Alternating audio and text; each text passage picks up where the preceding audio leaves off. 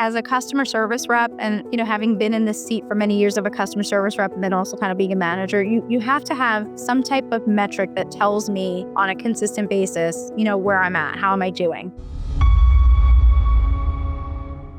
How do you measure success in customer service and sales, and what metrics or key performance indicators, KPIs, are most important? You definitely have to have KPIs in this role. I think that as a customer service rep and, having been in this seat for many years of a customer service rep and then also kind of being a manager, you have to have some type of metric that tells me on a consistent basis, where I'm at, how am I doing? Not just your annual kind of one-on-ones, right? Because that takes a long time. And sometimes in one-on-ones, we're talking about things that maybe happened 6 months ago. And as the CSR, I'm like, I'm not even that person anymore. Why are we still talking about it, So the KPIs are super important, the key performance indicators. And we have those expectations set from day one. So like on day one of new hire, training, you're learning that these are all the things we're going to be measuring you on, but don't worry, these are all the ways that we're going to teach you to be successful to actually hit these numbers. You just have to maintain it. So things like conversion rates, because obviously we do inside sales, call time. We also do data entry. Most people don't know this, but for us, we actually have an internal goal that we have to be at least 90% accurate in our data entry for every company that we start taking calls on, which to me, I also go back and go is insane because I've been a CSR and most of the time you're not 90% accurate in what you're doing, but it's kind of those metrics that help the want to kind of maintain, right? Or the need to stay consistent and the need to kind of follow those foundational trainings because you have those numbers that have to be hit. Okay, cool. So I want to double click on the KPIs a little bit. So close rate, obviously that's a big one, right? Especially in sales. And I would imagine that's something that you're being measured against, especially if Sure.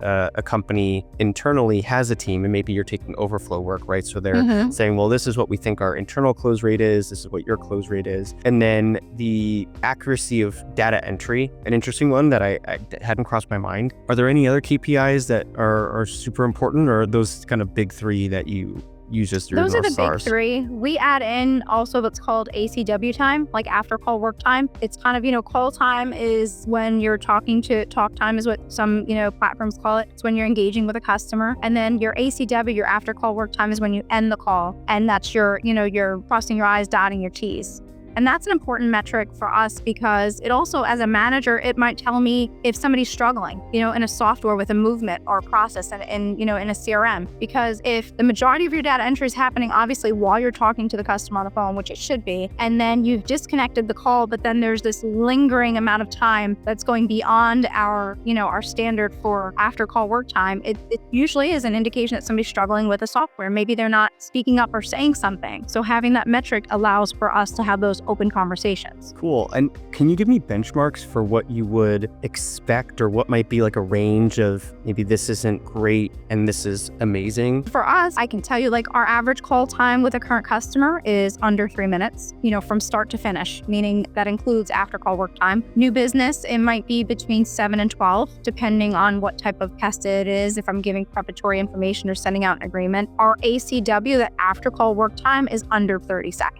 Wow. And that's just my upbringing in the industry. I worked in an industry where my platform, would kind of turn red. It gave you a 25-second countdown, so you knew that you needed to hurry up and finish up. But if you went beyond it, it turned red, right? That's so nerve-wracking. And then, and again, I'm old school, so if it turned red, my manager was at my desk, what's going on? I don't know how she always knew, but she'd be watching it on her supervisor, And so those, I think, were the good ones, that anything above 30 seconds, if you think about it, most people go, oh my gosh, 30 seconds, but actually sit with a timer. 30 seconds is a long time. It's like telling somebody, hold on a second, and then you really make somebody feel what 30 seconds feels like in silence. Yeah. It actually is enough time to kind of copy and paste notes, send out an email. There's lots of things that you can do in that to have your ACW time be 30 seconds and expect it. Yeah. And what about close rate? Is there a low and high or a standard that you guys have? No, for us, it really is different across multiple companies.